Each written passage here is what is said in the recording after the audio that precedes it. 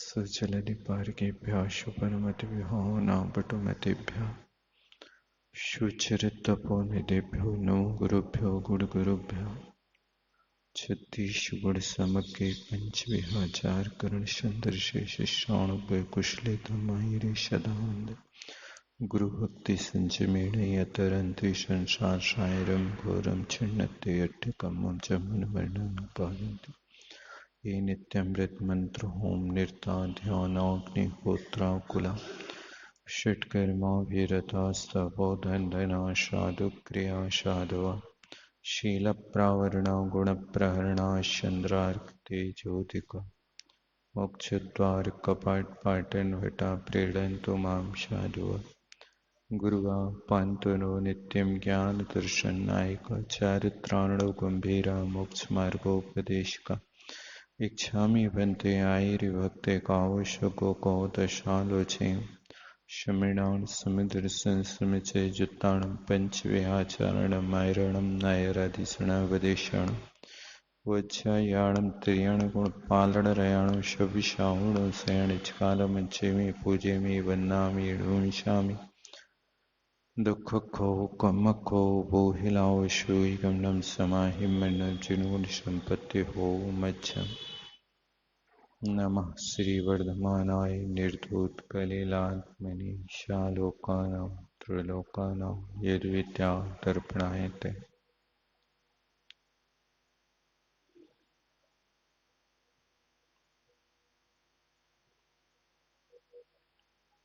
यहाँ पर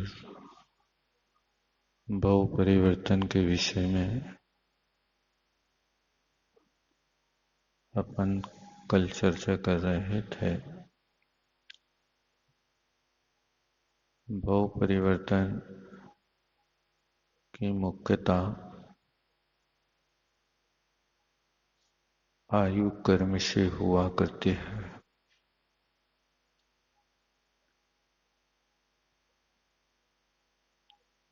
क्योंकि ये चारों गतियों में परिभ्रमण करना है। तो कोई जीव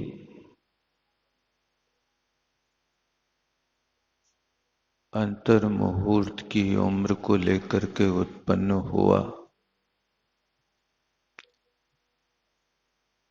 मनुष्य और त्रिंचों की उम्र जघन्य अंतर मुहूर्त की होती है।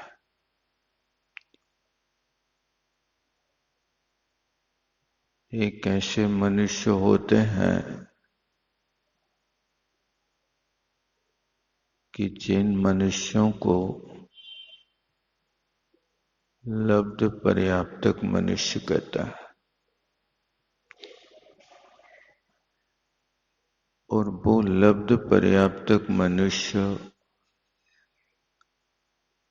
उनकी उम्र अंतर मुहूर्त की होती है। उनका जन्म गर्भ से नहीं होता, उनका जन्म समूर्छन जन्म होता है। उन समूर्छन जन्म की योनिस्थान कर्म भूमि के मनुष्य के शरीर में कुछ ऐसे स्थान होते हैं जहां पर उन जीवों की उत्पत्ति हो जाती है। तो भाव परिवर्तन करना है तो भाव में सबसे जघन्य उम्र अंतर मुहूर्त के है। उसे अंतर मुहूर्त की उम्र को लेकर के उत्पन्न हुआ, वो फिर मर गया। अंतर मुहूर्त में जितने समय हैं उतने समय तक जन्म मरण करके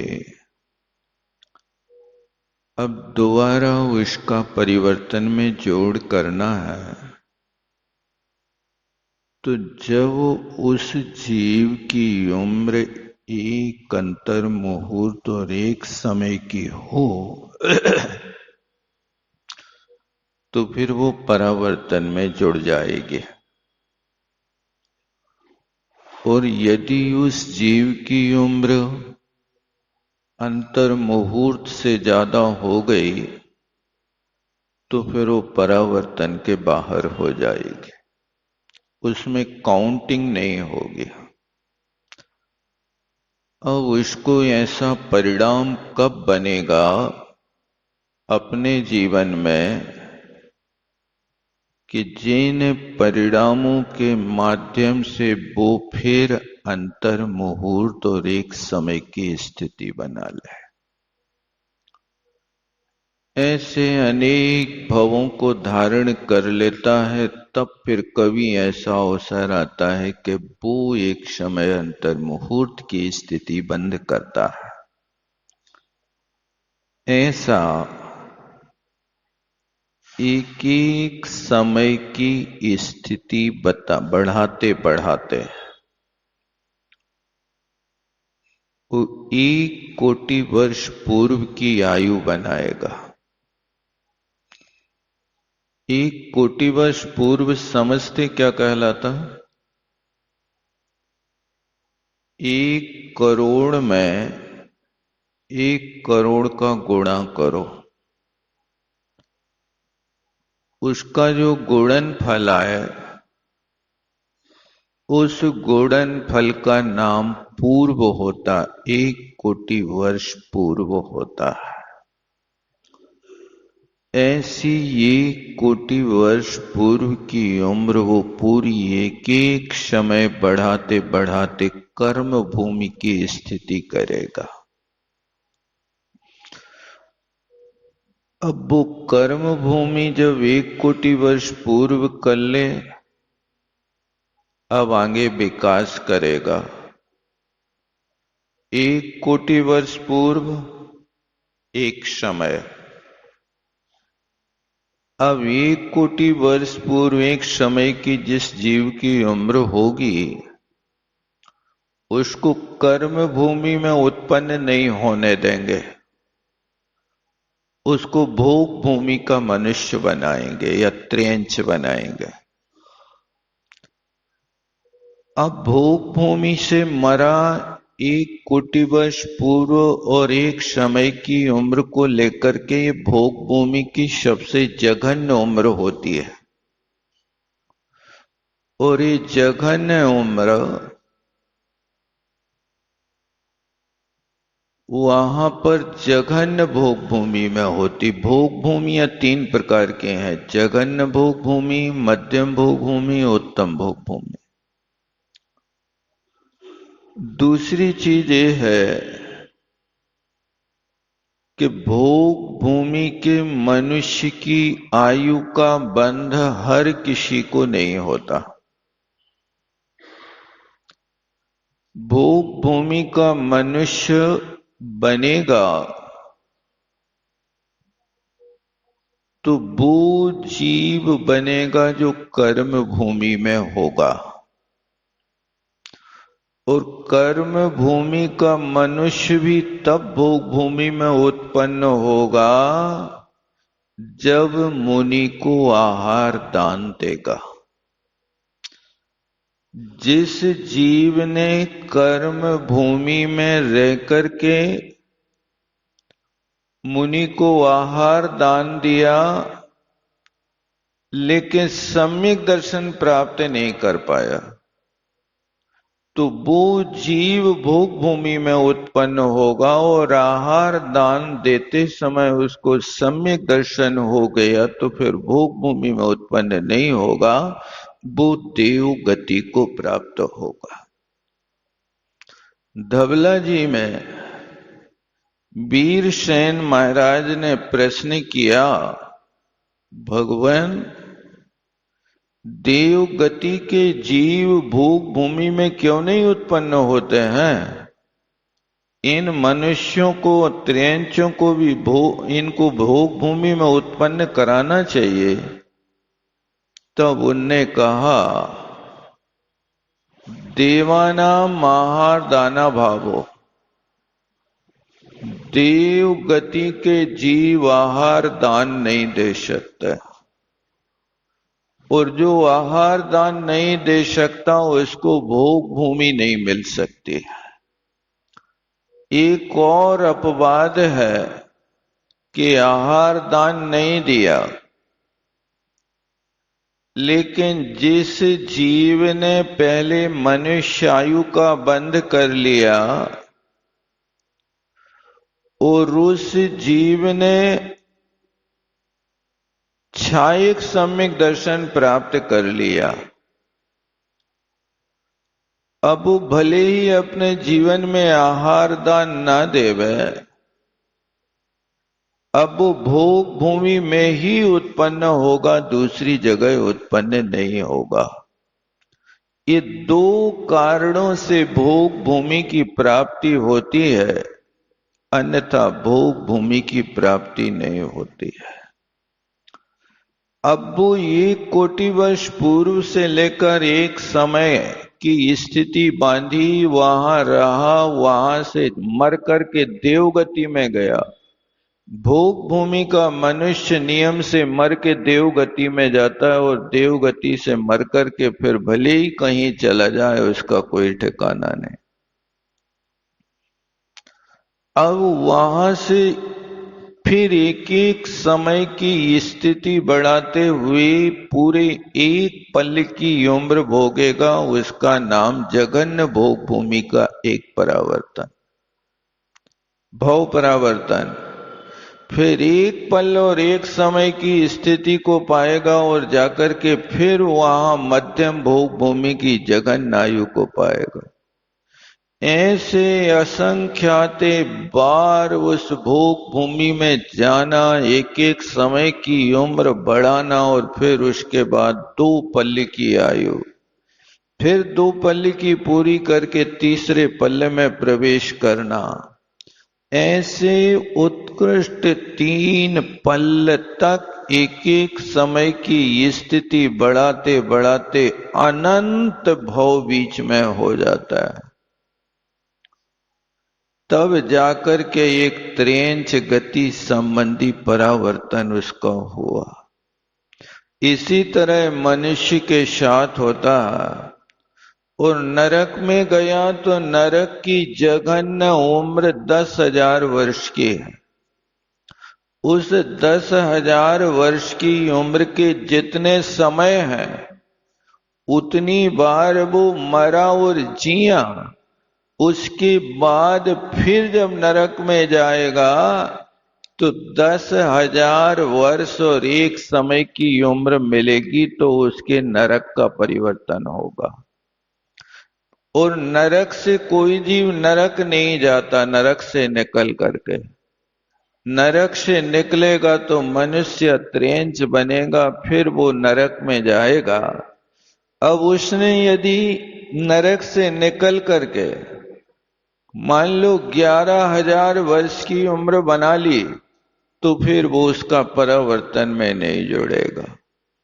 ऐसे 10,000 वर्ष एक समय, 10,000 वर्ष दो समय, 10,000 वर्ष तीन, बस करते करते करते 33 सागर की उम्र नरक की प्राप्त पूरी कर लेवे तो उसका ये नरक का परावर्तन पूरा होता है।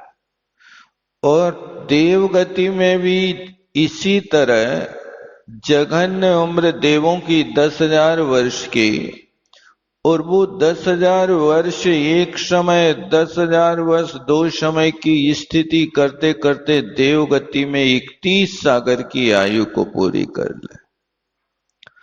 ऐसे एक एक समय बढ़ाते बढ़ाते उसको वहां देवों में 31 सागर, नारकियों में 33 सागर, मनुष्य त्रियंच में अंतर मुहूर्त से 3 पल की उम्र को पूरा कर ले, वह एक भी भव बाकी ना रहे, तब जाकर के उसका भव परावर्तन होता है। ये भव परावर्तन ऐसा है कि इसके लिए बहुत मुश्किल पड़ जाता है कि एक भव के बाद दूसरा भव पाना है, और 10,000 वर्ष दो समय की ही उम्र बनना चाहिए। अधिक और कम की बन जाए तो कभी ऐसा नहीं होगा। जैसे मान लीजिए आप शक्कर तौलते हैं। अब आपने अपने वो तराजू का पलड़ा लिया और शक्कर के बोरा में लगा दिया और उसको तौला। आपने उस तराजू के ऊपर अनुमान से इतनी शक्कर रखी कि वो 1 किलो ही निकली, ना उतारना पड़ा ना चढ़ाना पड़ा। ऐसा योग आज आपका बन गया। अब ये 1 किलो बिल्कुल तुली। अब दोबारा देखना कि ऐसा अवसर आपको कब आएगा कि आप उस शक्कर के बोरा में तराजू के पलड़े को लगाओ और वो बिल्कुल 1 किलो निकले, ना 1 ग्राम कम हो ना 1 ग्राम ज्यादा। आज जब दुकान पे फ्री रहो तो यही देखना है आज करके। जब 1 नपे तुले हाथ से आप एक बार लाए हुए उस 1 किलोग्राम शक्कर को दोबारा उतना बनाने में आपको हजारों बार प्रयत्न करना पड़ेगा, तब कहीं एकाध बार ऐसा अवसर आएगा कि वो 1 किलोग्राम बिल्कुल चुमाचुम होना, 1 ग्राम कम होना बढ़ो।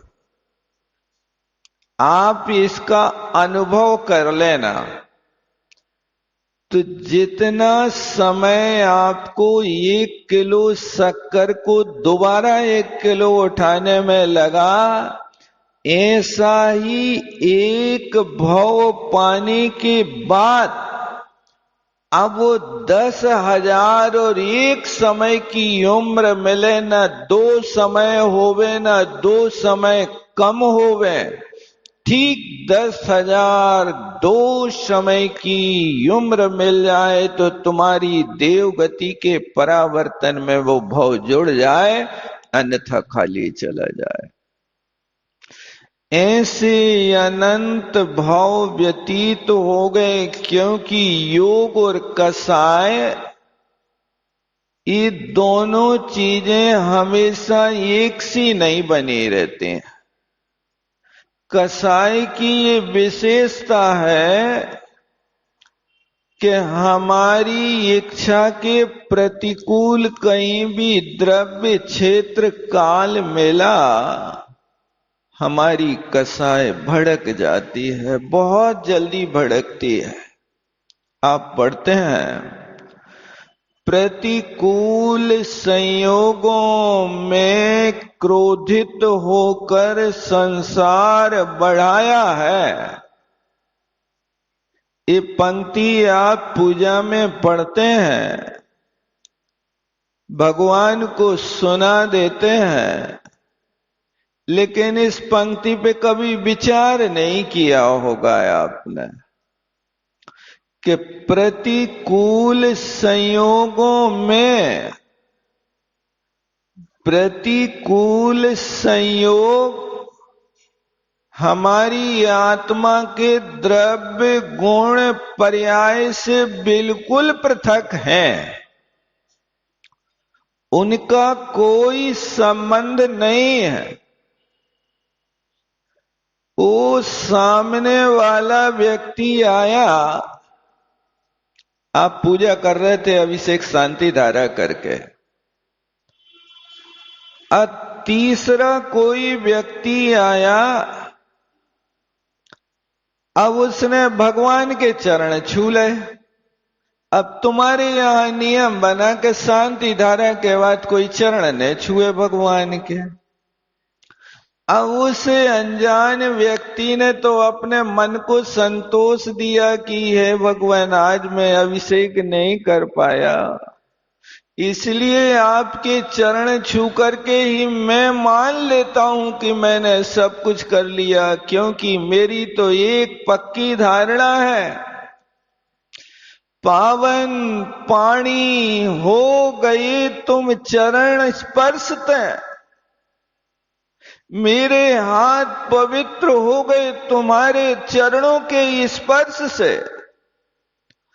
पावन नैना हो गए तुम दरसते, हे परमात्मा तुम्हारे दर्शन कर लिए तो मेरी आंखें पवित्र हो गई, पावन रसना हो गई तुम्हारे गुण गानते, और तुम्हारा गुणगान किया तो मेरी रसना पवित्र हो गई, और पावन मन हो गयो तुम्हारे ध्यान ते, तुम्हारा ध्यान किया तो मेरा मन जो नाली की तरह मैला था वो आज गंगा के जल की तरह निर्मल हो गया। हे परमात्मा, ये मैंने आज अनुभव कर लिया, आपके चरण छू लिए, पानी पवित्र हो गए, दोनों हाथ पवित्र हो गए, और धन्य है तुम निर्खत मुखों मिली मेरी संपत्ति, आज आपके दर्शन करने से मेरी संपत्ति मुझे मिल गई।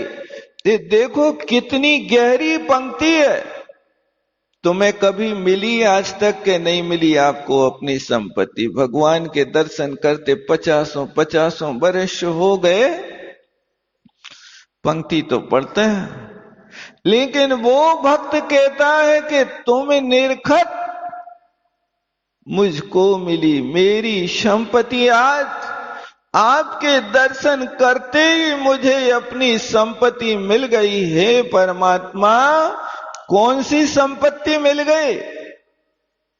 परमात्मा के स्तवन करने से सम्यक दर्शन की प्राप्ति होती है। जो सम्यक दर्शन रूपी संपत्ति मेरी लुट गई थी, कौन ने लूट ली थी? मिथ्यात और कसाय ने लूट ली थी। उस मिथ्यात और कसाय ने लूटे हुए हमारे सम्यक दर्शन रूपी संपत्ति को आपको देख करके मुझे अपनी संपत्ति का भान हो गया। बस तुम्हारी काल लब्धि होवे तो परमात्मा तो छोड़ो, कभी सामान्य व्यक्ति के देखते ही अपनी वस्तु की स्मृति आ जाती है। आप घर से निकले बाजार में, छाता लेकर के निकले, बहुत धूप थी। अब छाता लगा करके आप दुकान तक गए, दुकान पे लेन देन किया, अब दुकान से चल दिए, छाता वहीं भूल गए। अब कोई दूसरे व्यक्ति छाता वाले को रोड पे देखा और जैसे ही छाता वाले को देखा तो छाता वाले को देखते हमें अपने छाते का याद आ गया। अरे छाता तो मैं भी लाया था यार, मैं तो वहीं छोड़ के आ गया। अब वो अपने छाते को याद कर लेता और अपनी संपत्ति को पाने के लिए फिर उल्टे पैर लौटता है, चलो दुकान पे फिर छाता लाना है। तो जब एक छाते वाले को देख करके आपको अपने छाते का ये स्मरण हो जाता है, तो ऐसे तीन लोक के नाथ अनंत चतुष्टय के धनी को देख करके क्या तुम्हें अपना भूला हुआ अनंत चतुष्टय याद नहीं आएगा? क्या आएगा? बस इतना होना चाहिए कि आपको देखने की कला हो। कौन सी दृष्टि से देख रहे हो आप, ये तो देख लो। आपकी दृष्टि परमात्मा को निरख रही है कि आने जाने वाले यात्रियों को निरख रही है? कौन को देख रही है? आप देख तो लो। आप यहां पूजा कर रहे थे और उस व्यक्ति ने ऐसे भावों से आकर के भगवान के चरण स्पर्श कर लिए, अब आपकी पूजा भंग हो गई। अरे शांति धारा के बाद तुम चरण छूते हो, तुम्हें पता नहीं है हमारे मंदिर को नियम तो ऐसो है, तुम नियम तोड़ते हो, तुम नियम भंगी हो, भंगी से भी गए बीते भंगी हो। अरे भयंकर महा बातें सुना दी तुमने तो भाई साहब। नियम भंगी और यहां भंगी की उपमा दे रहे हो तुम। अब तुम्हारी पूजा होगी कि सिर फूटेगा? बताओ क्या होगा? मंदिर में आराधना होगी कि महाभारत होगा? अरे तुम तो अपने परमात्मा की पूजा करते, वो कैसे पूजा कर रहा है? आप ठेकेदार मत बनो इन सब चीजों के। नियम बनाया है वो भंग नहीं होगा। अरे वो बात तो उस व्यक्ति को आप पूजा के बाद भी समझा सकते थे।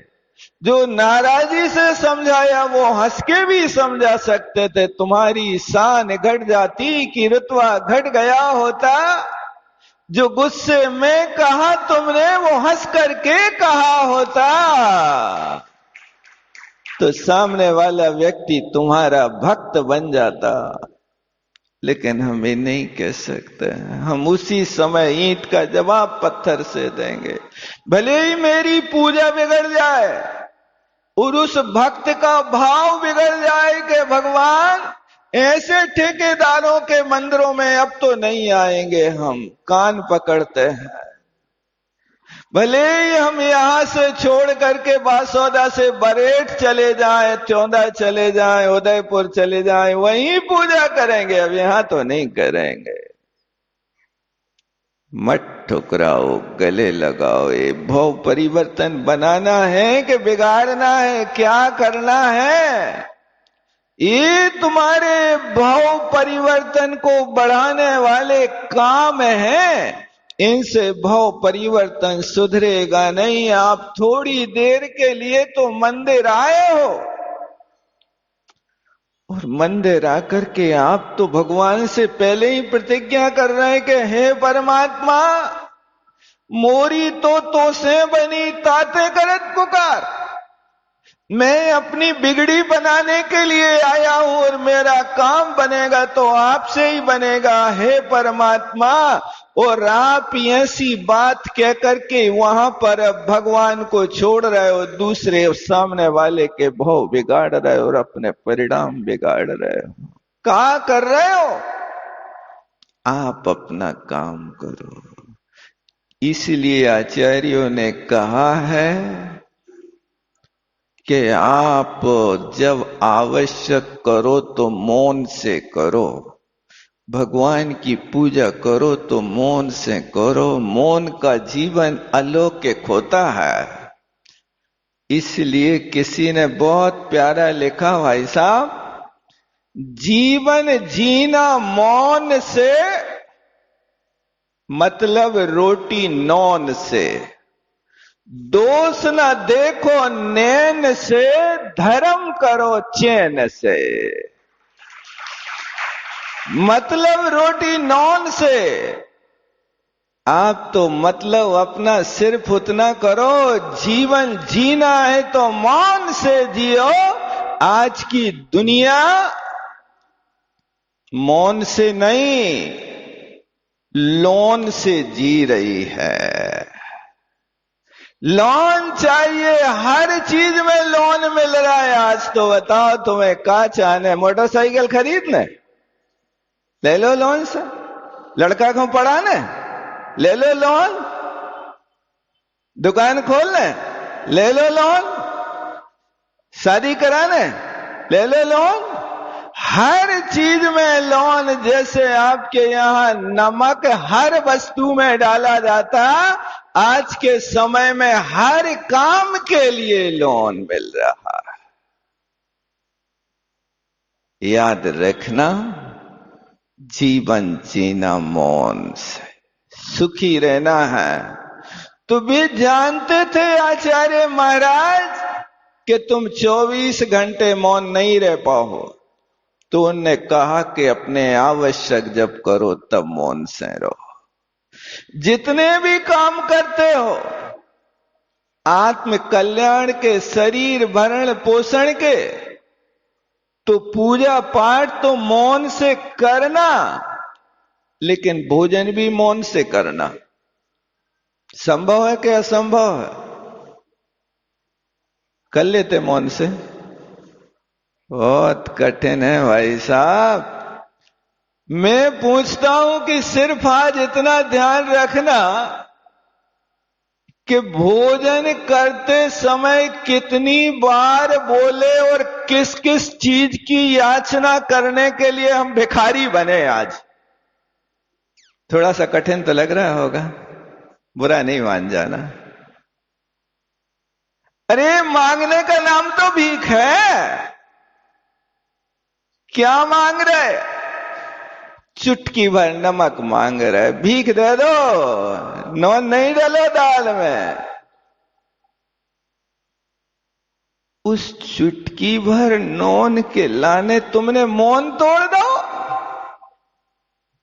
कितना कठिन है भाई साहब। कोशिश करो, समय हो रहा। बोलो आचार्य गुरु और विद्यासागर जी महाराज। जावाणी के ज्ञान से सूझे लोकालो, सुवाणी मस्तक धरूं सदा।